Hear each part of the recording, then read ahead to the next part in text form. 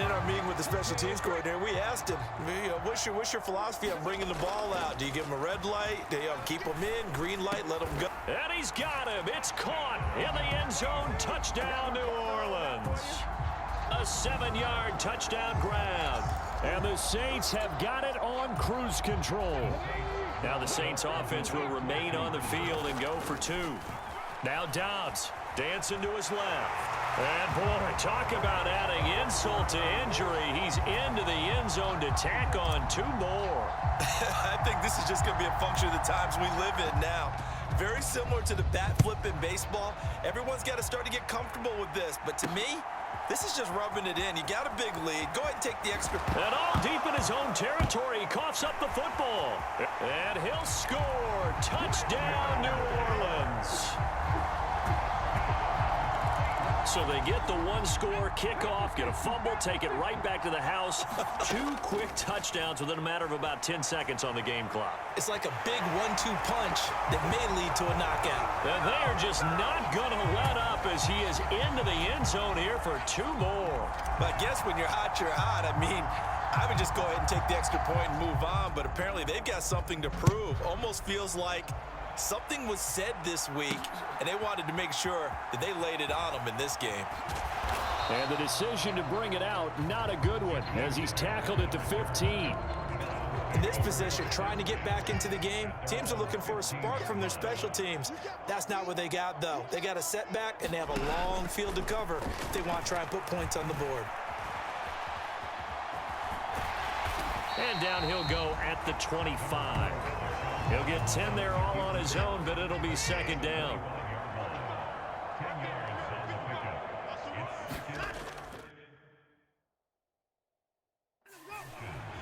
They go up the middle with Chubb, and they'll bring him down at the 27-yard line. 2 yards, good enough for a first.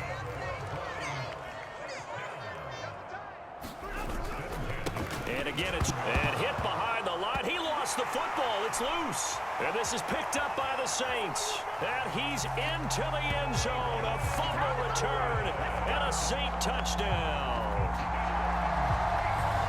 So that is now 2 fumble return touchdowns. And you talk about something that's going to drive a head coach crazy. Without a doubt. But for the defensive guys, once you do it once, you create a frenzy. Everybody wants to get involved, and they got it done a second time. It's the big target for the 2-point try. Defenses hate those guys, especially around the goal line. It's hard to decide who you're going to put on him. Are you going to put a smaller corner on him? Are you going to put a safety who doesn't have maybe the same coverage skills? How about a linebacker? He may have the size, but he's not used to really covering in space. That's why the tight end gives you such a great advantage when you're throwing the football. The Cleveland offense ready to go. Well, we're still in the 3rd quarter, so there's some time to kind of clean this up and make it look more respectable now. Or win, that's probably gone out the window, Charles. But I don't know. Do you look at this as a time to just improve and maybe start to look towards the future? I think you have to find something to play for, something to grasp onto until the clock runs out. But, Brandon, we've been around this game a long time. This is an outlier. You don't get many blowouts like this no matter how the game looks on paper going in. This one has turned out to be everyone's worst nightmare realized. And he appears to be about 2 feet short on 3rd and 3. Leaves him with a 4th and 1. He may be a bit undersized compared to the modern-day NFL defensive tackle, but what he lacks in size, he definitely makes up for in his ability to make tackles in the run game as well. But fortunately, he's able to recover his own fumble, or that could have been trouble.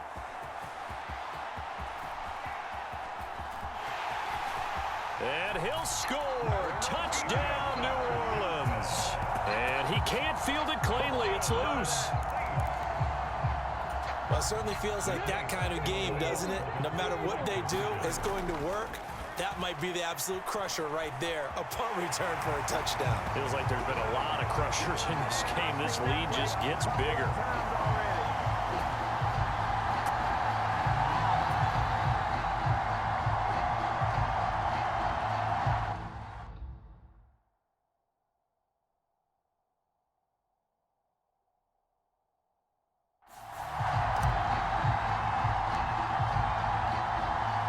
So after After the punt return touchdown, let's see what their opponents can do with this kickoff. On the return from his end zone is Grant. Now a hit and a loose football. Oh, and one of the linebackers has got it. The Browns drive about to get started. The disparity in this game, it just seems to grow with each possession here, Charles. They are really struggling. They have not put up a single point. And a loose football. And this is picked up by the Saints. And his guys are going to get the football at the 23-yard line.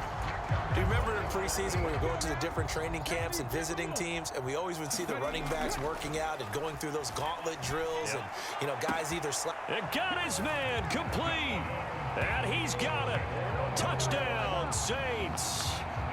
Donovan Peoples-Jones, 23 yards for the touchdown. And the Saints get another third-quarter touchdown to add on to that lead. And, boy, talk about adding insult to injury. He's into the end zone to tack on 2 more.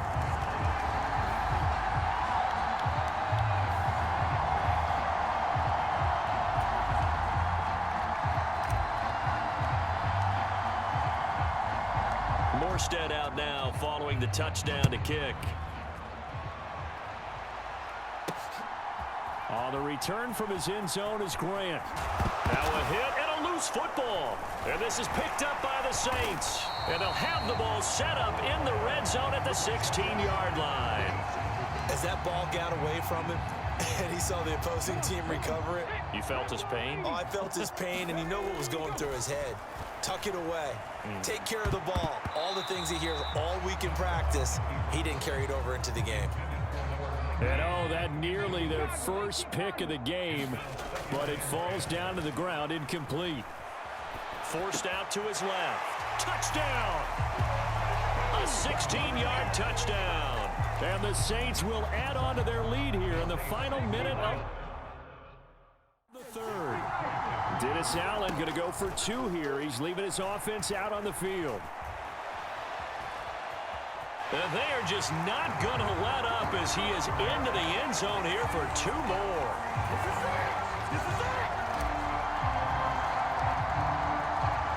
Morstead out now following the touchdown to kick.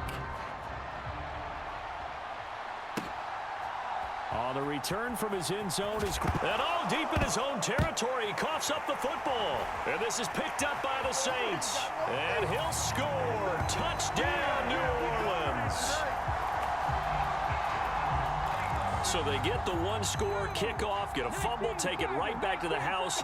2 quick touchdowns within a matter of about 10 seconds on the game clock. It's like a big 1-2 punch that may lead to a knockout.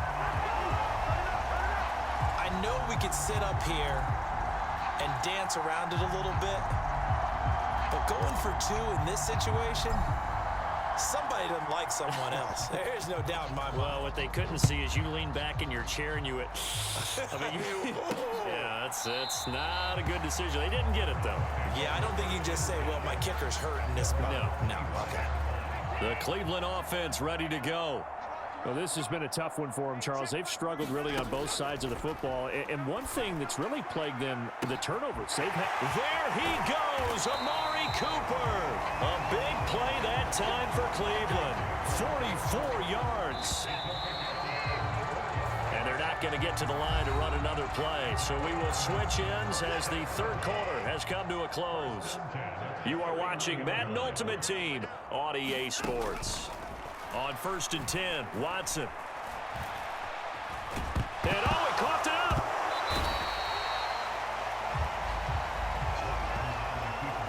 Much like a running back going through the line, quarterbacks have to be aware of protecting the football as well. He left it exposed that time, wound up having it knocked free, but fortunately, had an alert teammate who was able to get it. Now the ball comes loose, and this is picked up by the... There he goes, left side.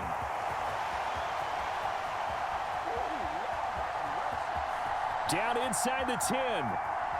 And he's into the end zone. A fumble return and a Saint touchdown.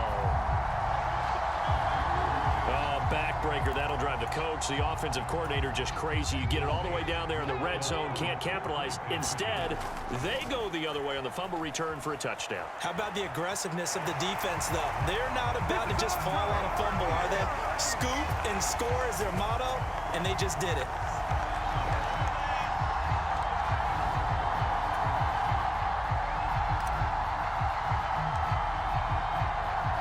So here's the kickoff now as they'll get it again following that fumble return for a score.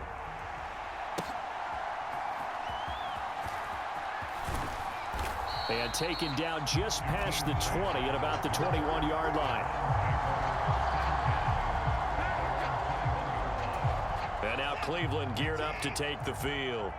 It's been a tough go for them. Still without any points here in the fourth quarter. And a big deficit, Charles. But they moved the football on some drives. They just haven't had any points. Yeah, and I know in their minds they're thinking the game plan has actually been working. We just haven't scored points. Well, isn't that the bottom line, partner? To put points on the board? So if you're moving it and you're not scoring, is it really working? Right now, they've got nothing left to lose. They might as well go for broke. The Browns on third down. A pretty woeful 0 for 5 thus far. This is 3rd and 10. Here's Watson. To the left side and complete for Amari Cooper. And he is going to have a Browns first down as they're able to get the third down conversion. Watson hooking up with Cooper there for the Cleveland first. Just 2 minutes remaining here in the fourth quarter of what has been a one-sided affair. From the 32 now, here's 1st and 10. Again, it's Watson. This short pass into the hands of Njoku. They'll wind up getting just a yard, and that's going to bring up 2nd down.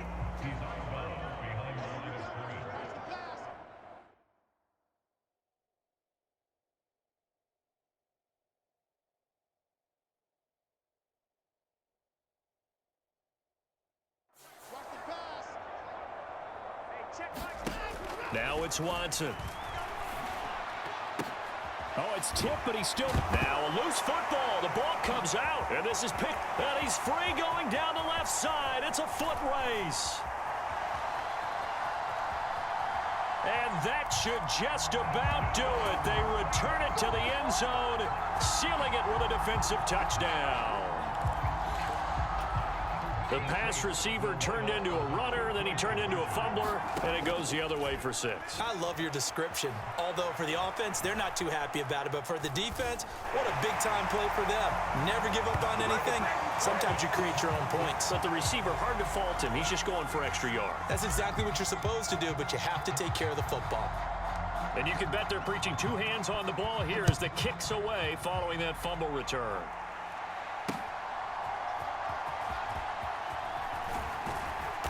And he returns this to the 22.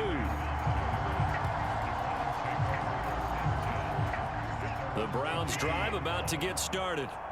And let's face it, this drive is not going to have any bearing on this game, but it's kind of important for one reason, isn't it? It certainly is. You got to get points. And the ball is knocked out. And this is picked up by the Saints. And he's able to get it back to the 33-yard line. Well, partner, I think it's safe to say they can mark this down as extremely frustrating. Here we are in the fourth quarter, and that last play, that turnover, I think it epitomizes what happened to them all day on offense. So he's got a man complete. And give him another 6. It's caught for a touchdown, and the blowout continues.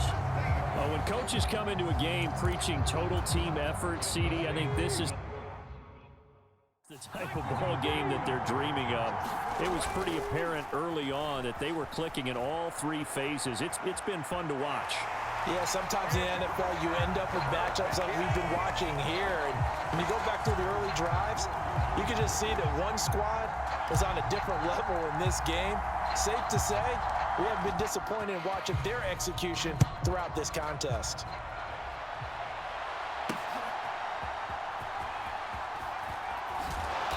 And he'll be brought down right on the chalk of the 20.